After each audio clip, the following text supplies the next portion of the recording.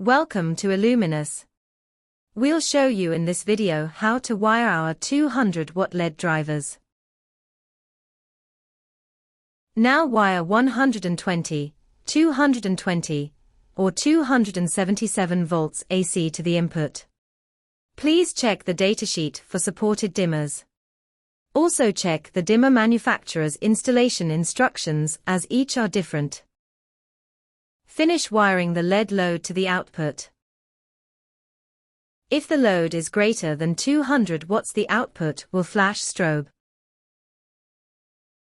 Now we add a second reel, still under 200 watts total load. With modern digital dimmers like Insteon 2477D, the minimum dim level and speed is set by the dimmer switch.